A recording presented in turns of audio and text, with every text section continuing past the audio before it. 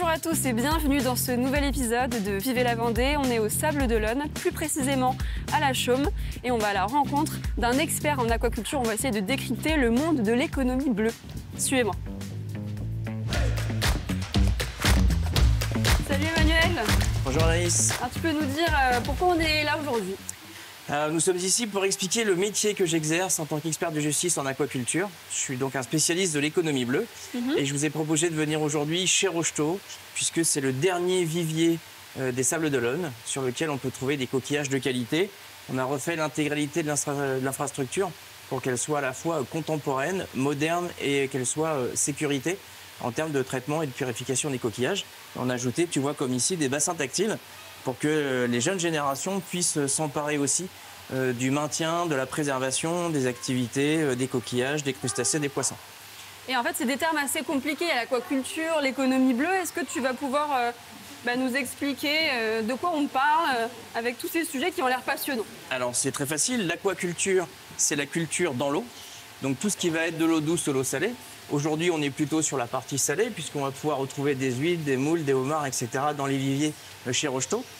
Mon métier, principalement, ça va être d'accompagner des gens qui font ce qu'on appelle de la production extractive soutenable. Elle est extractive, pourquoi? Parce qu'on va la récupérer en mer. La nature nous donne des huîtres, des crustacés, des poissons.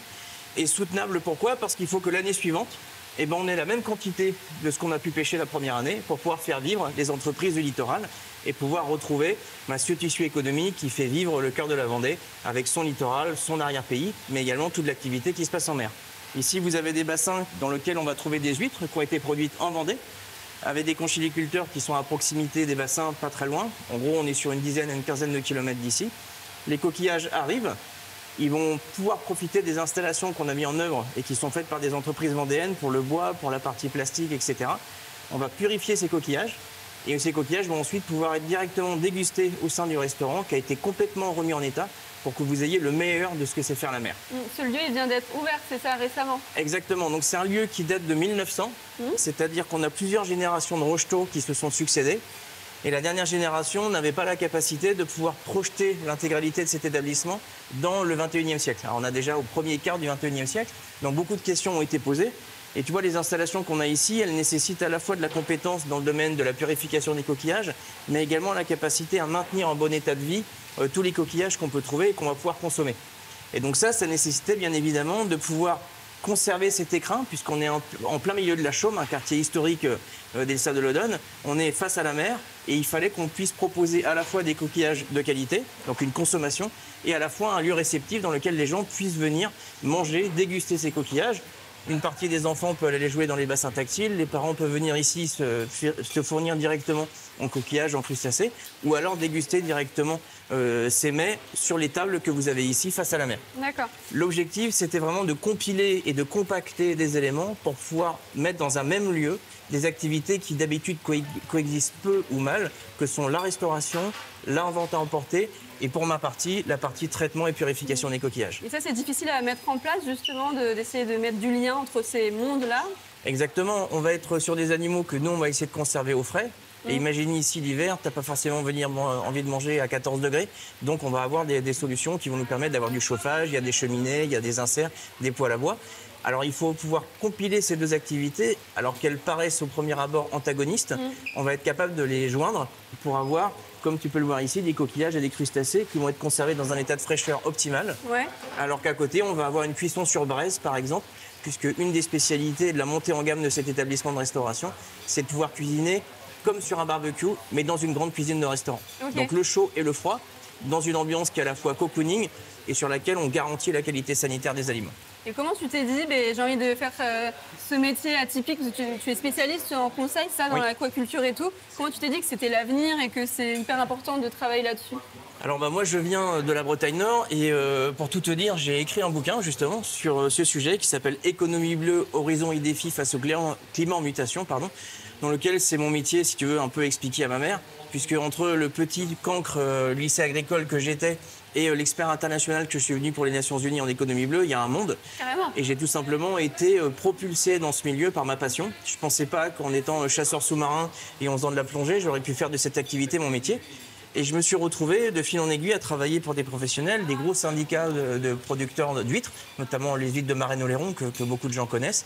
Et ça m'a permis d'être labellisé très vite en tant qu'expert après ma thèse de doctorat et derrière d'être propulsé sur des habilitations internationales en tant qu'expert de justice, expert crédit d'impôt. Alors c'est un peu technique, mais grosso modo, j'accompagne les professionnels à produire des coquillages, à produire des poissons, à avoir des sites de production qui permettent à la fois de se positionner sur du très haut de gamme, mais également d'avoir une relation avec le terrain qui est très importante, puisque j'accompagne ces professionnels, que ce soit en France ou à l'étranger, à produire de manière soutenable des produits de qualité. Et mon parcours, il est fait exclusivement de rencontres. Il y a quelques années, je me suis installé en Vendée, on m'a dit que la Vendée était un territoire d'entrepreneurs, et c'est le cas. Et aujourd'hui, j'ai tissé un lien, que ce soit avec des producteurs de marais, que ce soit avec des producteurs de coquillages ou des marins-pêcheurs, pour être capable de mettre en place l'accompagnement pour qu'ils puissent projeter aussi leur métier, puisqu'on leur demande de plus en plus d'être exigeants, de faire attention à la planète, de faire attention à la pollution, au plastique, et donc de les projeter sur l'avenir. Pour terminer, est-ce que tu pourrais nous parler aussi des prochains défis dans ce milieu-là de l'aquaculture? Tu vas devoir faire face à quoi d'ici les prochaines années? Qu'est-ce que tu vois évoluer vers le positif ou le négatif? Tu vois, en dernière petite question de fin, tu vois, d'ouverture. On n'a pas tous envie de manger des insectes et des navets à chaque repas, donc il faut être capable de produire, mais peut-être de produire plus intelligemment.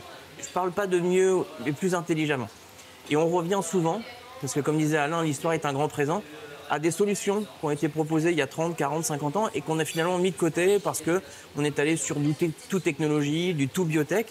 Et finalement, avec beaucoup de bon sens, en lien avec des professionnels qui connaissent bien le territoire, on est capable de faire venir des nouvelles générations à avoir des pratiques durables, des pratiques soutenables. Et c'est vraiment le prochain défi, c'est d'attirer des gens vers ces métiers qui aujourd'hui ont vraiment une haute valeur environnementale. Je rends pour preuve qu'on est en cours de labellisation sur ce site sur lequel on est aujourd'hui comme entreprise du patrimoine vivant. Ça veut dire qu'on estime que de maintenir des coquillages en bonne qualité, de pouvoir soutenir une activité littorale, économique bien évidemment, parce que s'il n'y a pas d'économie, derrière le tissu ne tient pas, mais qu'on veut conserver un savoir-faire.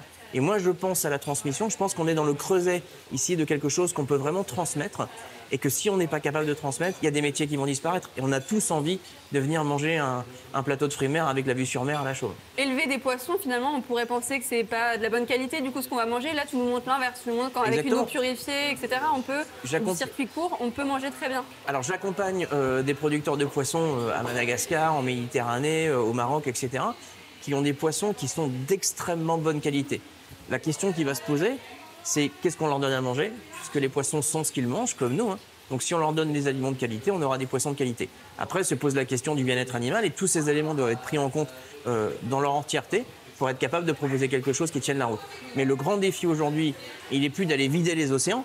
On a aujourd'hui plein de métiers dans le domaine de la pêche qui sont de plus en plus vertueux.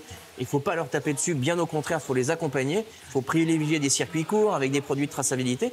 Mais on a aussi la capacité, dans l'aquaculture, dans cette économie bleue, de pouvoir produire des poissons, des coquillages, des oursins, etc. Et de nouvelles espèces qui nous restent à découvrir, de très bonne qualité, localement et avec le moins de kilomètres possible. Merci beaucoup Emmanuel. Mais je t'en prie. Merci à vous de nous avoir suivis. On se retrouve dès demain pour un nouvel épisode de Vivez la Vendée.